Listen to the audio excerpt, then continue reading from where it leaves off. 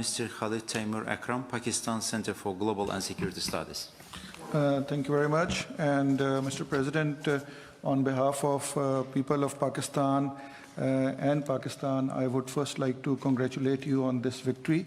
And people of Pakistan are very proud of you. And you have become a celebrity in Pakistan because every day you are in newspapers in Pakistan. And now even in the international relations departments of various universities, big universities in Pakistan, they are studying the Karabakh war and the success of Azerbaijan. So in Pakistan, we are very proud of you and the Azerbaijani nation. So coming over to my question, sir, during the last 44 days war, Azerbaijan was fighting only in its own territory, precisely targeting the military positions and military equipment of Armenia in the occupied territories. But Azerbaijan was faced with the constant war crimes of Armenia. Armenia deliberately targeted densely populated areas and civilians of Azerbaijan in the 44 days of war. We remember the ballistic missile launched to Ganja, Tatar, Barda and other cities. And recently from the media, we saw that the remains of Iskander M ballistic missile, and which was found in Susha, launched by Armenia. Before, it was also mentioned by the Armenian Prime Minister too that Armenia has launched Iskander M missile on Azerbaijan during the war.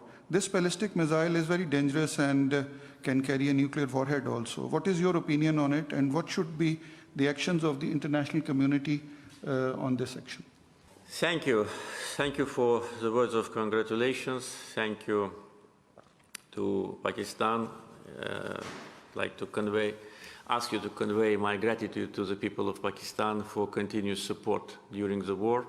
And Pakistan was among the countries which openly supported Azerbaijan from the first days of the confrontation. And until the last days, always Pakistan was on our side. We are very grateful to Pakistani government and Pakistani people for a very consistent approach to the issues related to our territorial integrity. Maybe our participants, many of participants do not know, but Pakistan is one of the very few countries which did not establish diplomatic relations with Armenia because of the aggression and occupation.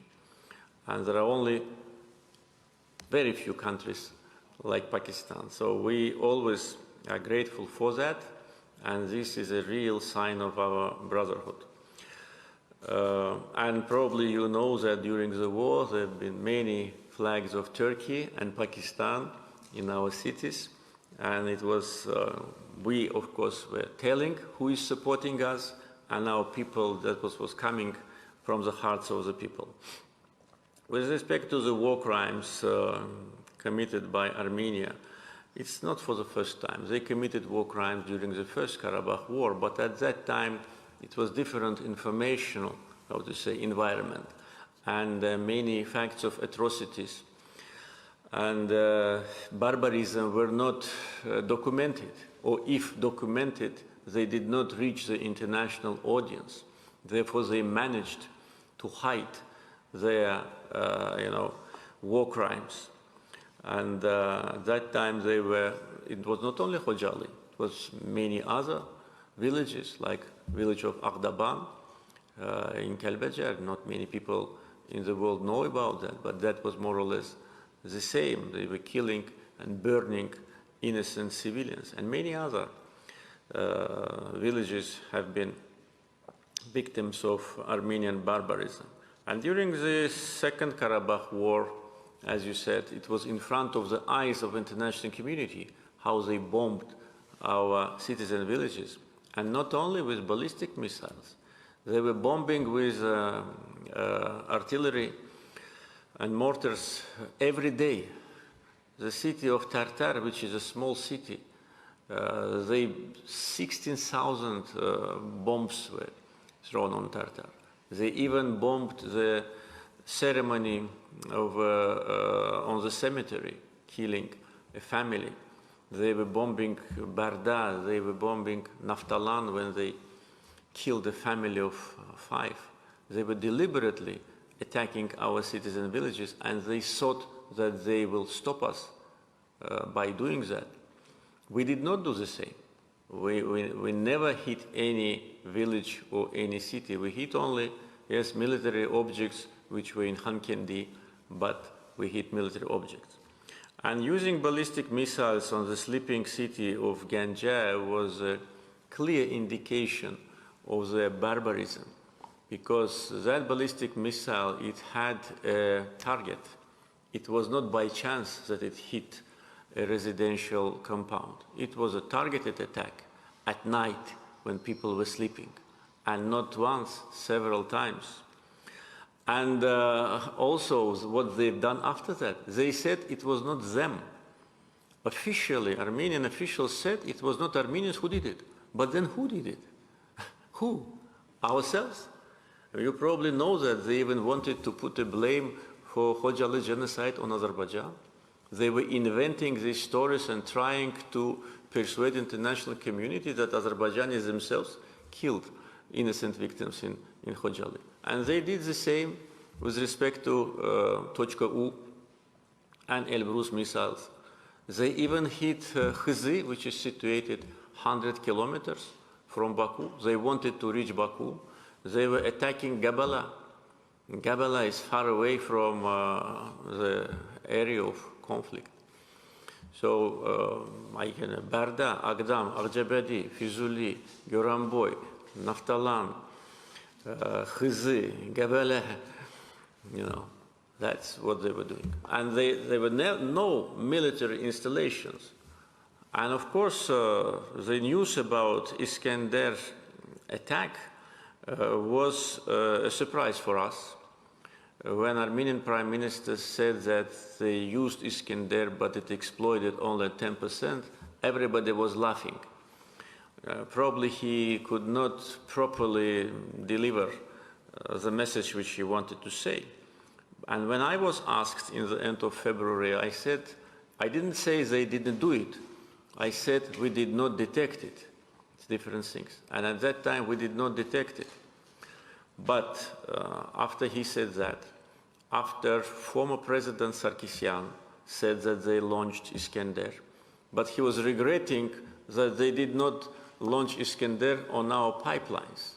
This war criminal, Sarkisyan, whose hands are in blood of innocent victims of Khojaly, was accusing Pashinyan that they did not hit the pipelines.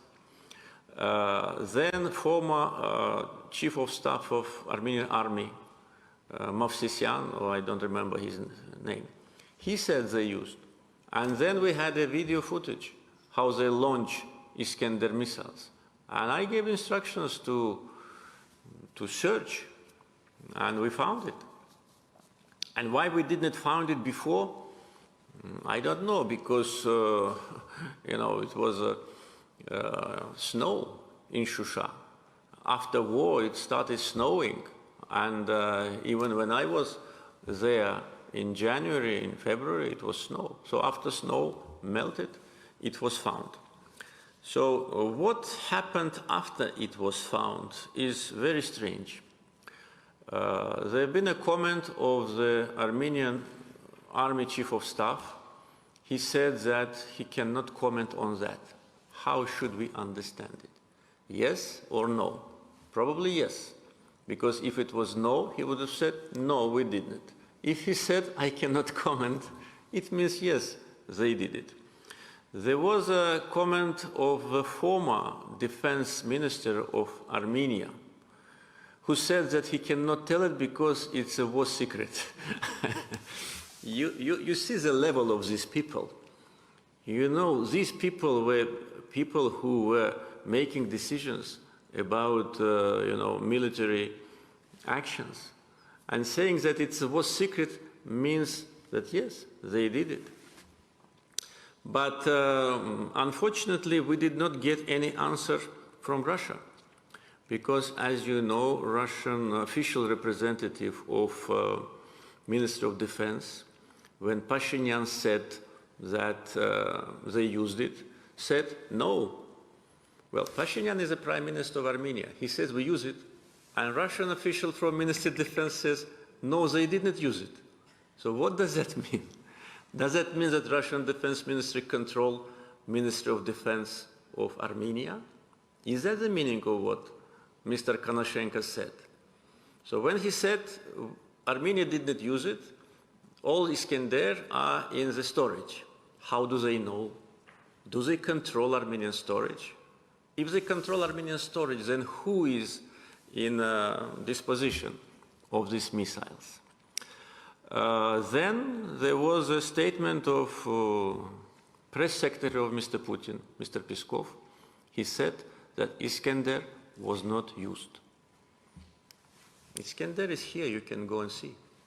It's about 15 minutes. I saw it myself yesterday at the military trophies park. It is not only Iskander, it is Iskander M, which Armenia army could have never had. I can tell you more because we've been waiting for a long time.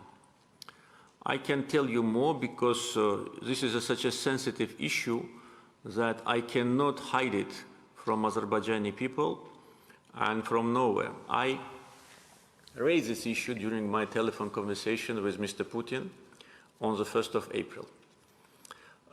This was not part of the official disclosure of telephone conversation because we gave the same disclosure of the conversation as they did. You can compare it. But I asked this question. I said that we need to know the answer. The people of Azerbaijan, they need to know the answer, what happened. And it's already almost 2 weeks.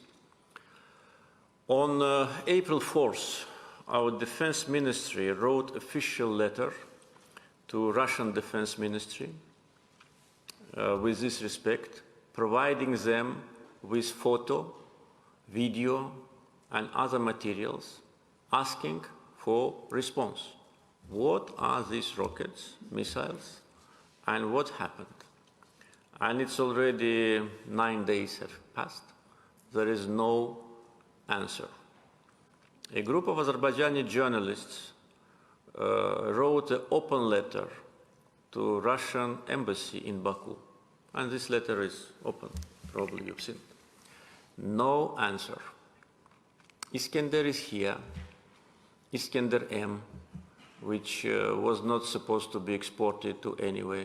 How did it get to Shusha? From where it was launched? Who launched it? We are waiting for answers.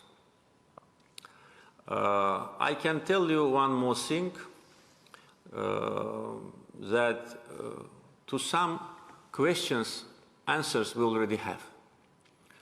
But we're waiting for official answers from Armenia, because these missiles were launched from the territory of Armenia.